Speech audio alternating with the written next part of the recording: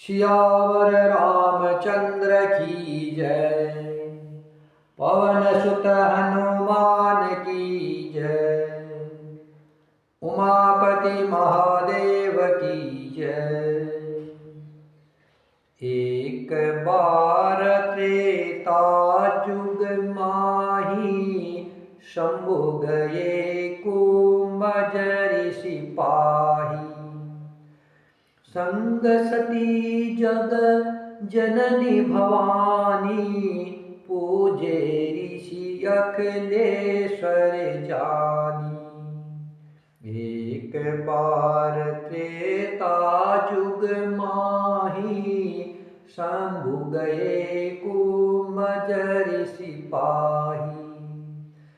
संग सती जग जननी भवानी, पूजे ऋषि अखिलेश्वर जानी।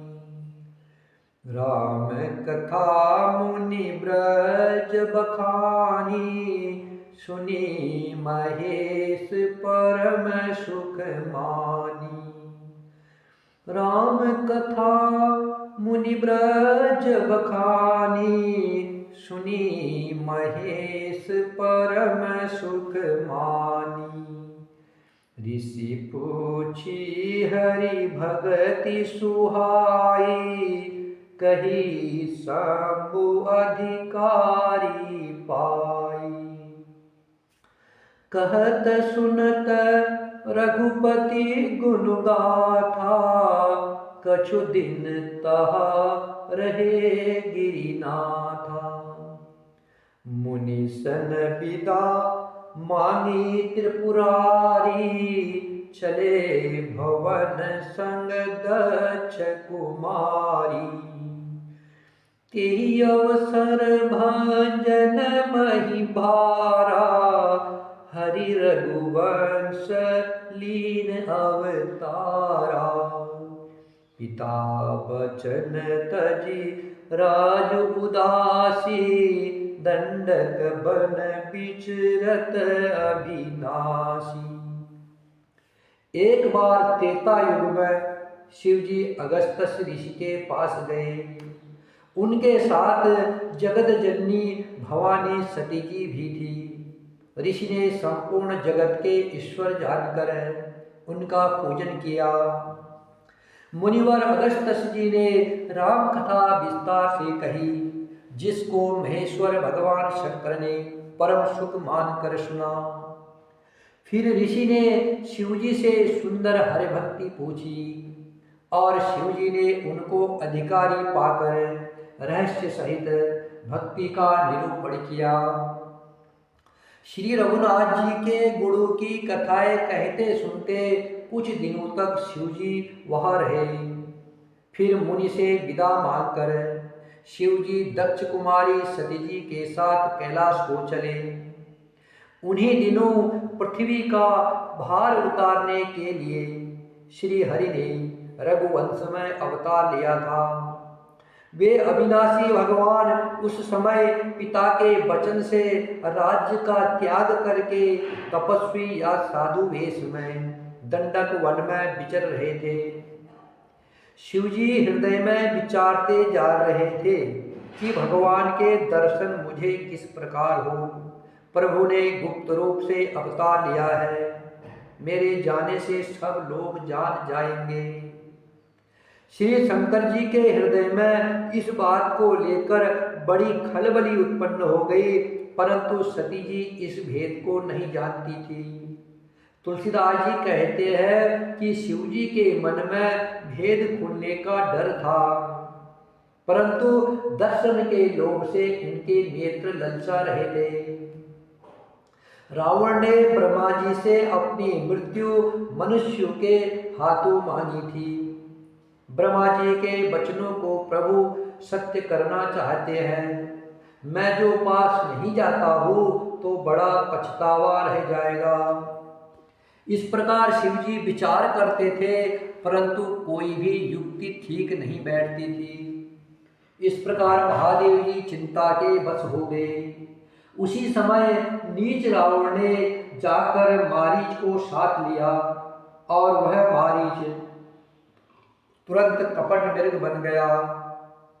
मूर्ख रावण ने छल करके सीता जी को हर लिया।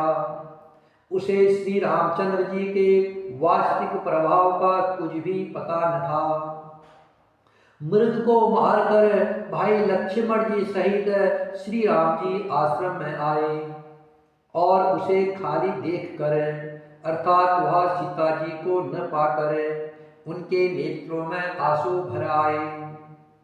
श्री रघुनाथ जी मनुष्य की भांति विरह से व्याकुल है और दोनों भाई वन में सीता को खोजते हुए फिर रहे हैं, जिनके कभी कोई संयोग वियोग नहीं है। उनमें प्रत्यक्ष विरह का दुख देखा गया। श्री रघुनाथ जी का चरित्र बड़ा ही विचित्र है। उसको पहुँचे हुए ज्ञानी जन ही जानते हैं। जो मंद बुद्धि है वे तो विशेष रूप से मोह के वश में होकर हृदय में कुछ दूसरी ही बात समझ बैठते हैं। श्री शिवजी ने उसी